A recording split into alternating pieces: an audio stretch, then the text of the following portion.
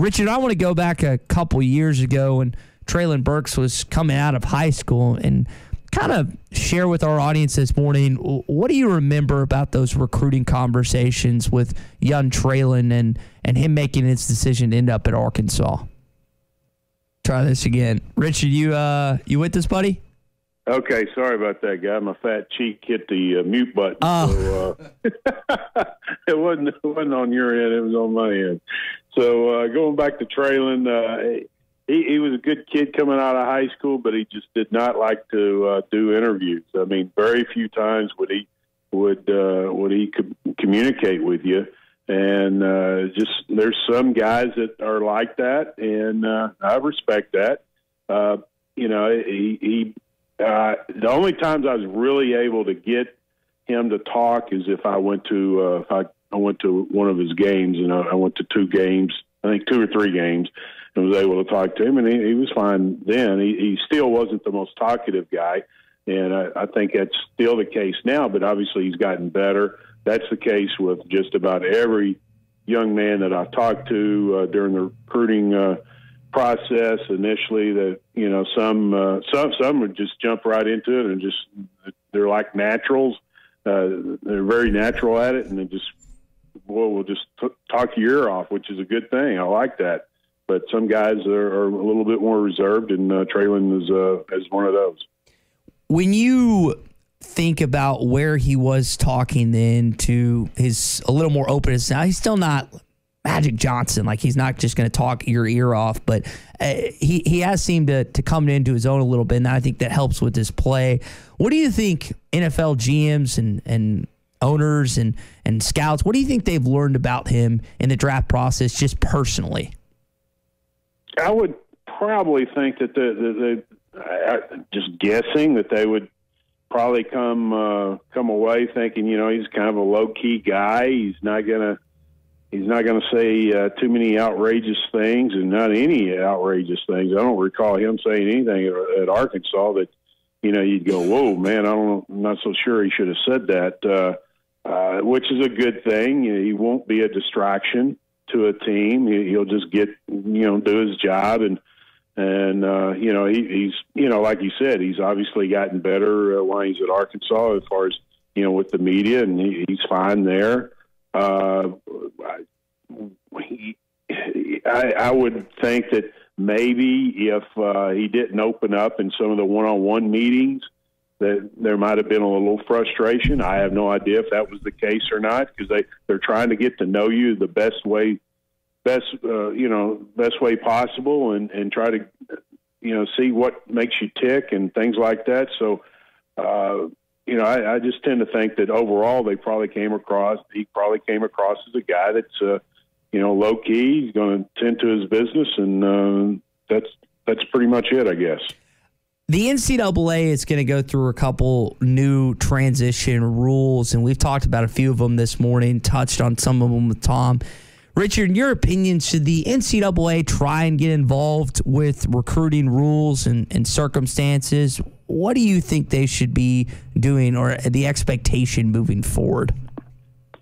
Well, I mean,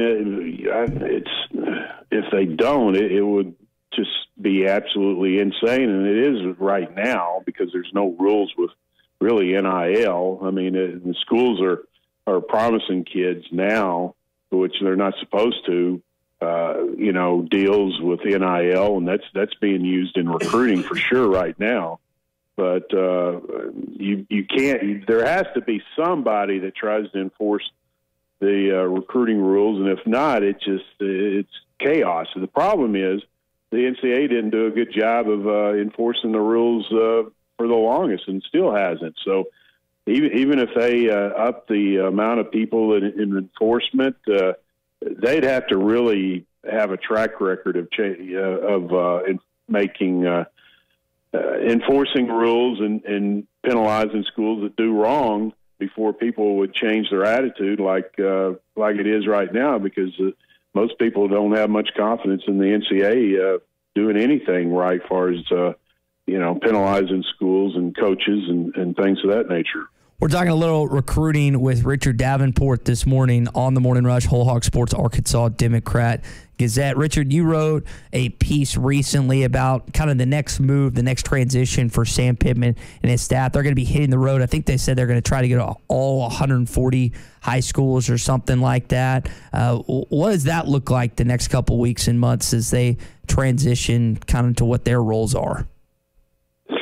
Yeah, I mean, they'll be going to high schools, and a lot of times you go for. They allow you to go to a high school twice, one for an athletic evaluation, one for an academic evaluation. Basically, you can use them for whatever way you want to, but a lot of times coaches will go and get the transcripts, or most of the time now it's they can just be emailed to schools, but they'll try to get to know the kids in the 23, 24, and 25 classes, and try to see what kind of kid he is, talking to teachers and counselors and people like that. But they'll be in Arkansas today, and Friday, like you mentioned, and try to visit all the schools that play football, and then they'll venture out next week and go regionally and nationally too. So it's basically just an opportunity to try to learn more about the kids and let the kids know that, hey, well, you're important. That's why we're at this school. And also, you can find a diamond in the rough. That happens every year, where a coach will go out and a high school coach will say, hey, this kid's not getting much looks. And they'll take film, take a look at film, and the coach will come back and say, tell the offensive or defensive coordinators or Coach Pittman, say, hey, we need to take a look at this kid. And sometimes that translates into an offer and them recruiting them.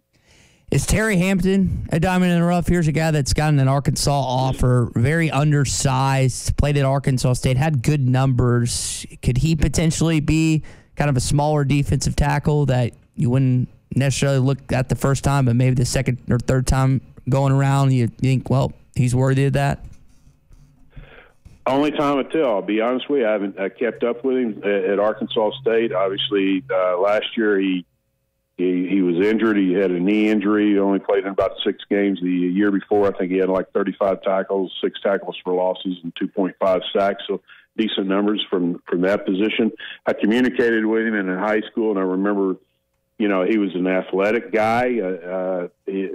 One of the combines that he attended his junior year before his senior year, he ran a 5.14 laser, which basically translates down to about a 4.9, which is very good. He had a 28-inch, basically a 29-inch vertical, which is very good for a big guy. And he had a 4.34 shuttle, which shows really good agility. So his athleticism is there. How he's developed since he's been at Arkansas State, I really can't say for certain, but obviously Arkansas has offered, and several others, and Texas Tech offered him yesterday.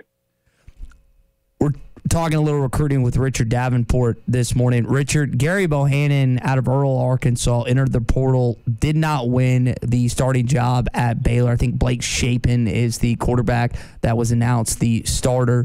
I know that Sam Pittman has talked about 2 positions, wants to add a wide receiver and a couple defensive linemen. But that was prior to them talking about when, and why am I forgetting his name? Who's the quarterback they just lost? It's escaping me. That entered the transfer portal at Houston. Oh, Lucas Coley. Lucas Coley. He goes to the portal, goes to Houston. And with Bohannon having Arkansas ties, is there any indication that would lead you to believe that he could potentially wind up in Fayetteville? I talked to somebody yesterday down in Waco, and they didn't have a clue what he was thinking. But it'd be hard pressed to think he would be interested in coming to Arkansas because of KJ. I mean, he's wanting to go and play immediately. I just can't imagine him coming to Arkansas.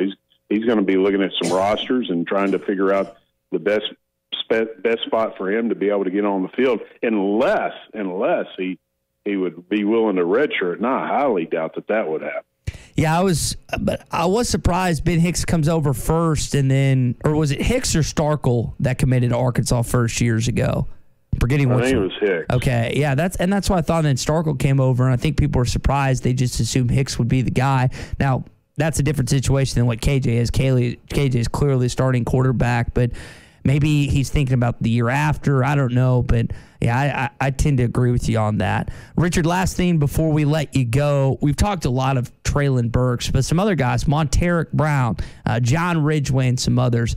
Who are you expecting in the next couple days to be drafted outside of the Warren wide receiver? Yeah, I think Ridgway goes in the second day, or evidently he's been graded around 3-5 round guy. Monteric, evidently, what I heard one agent said, that he'd be a late rounder or a free agent guy. So, but really, Ridgway, off the top of my head, would probably be the only one that I feel like that with certainty is going to get drafted.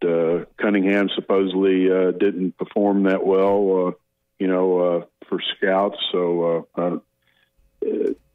that's just my little 2 cents. All right, we'll leave it there. Richard, as always, man, we appreciate your time this morning. We'll do it again next week, and maybe we can figure out where Treylon's going to be, and maybe some other Razorbacks that might sign some free agent deals as well. Sounds good, buddy. Appreciate you. See you, Ty. All right, great stuff from Richard Davenport. BetOnline is your number one source for all your betting needs, sports info, and odds. Find all the latest sports developments, including this week's odds for the Masters Championship and the start of Major League Baseball season. BetOnline is your continued source for all your sporting wagering needs, including live betting and your favorite Vegas casino and poker games. It's super easy to get started, so join today. Learn why everyone is saying BetOnline is the fastest and easiest way to wager on popular sports and games. Bet online, where the game starts.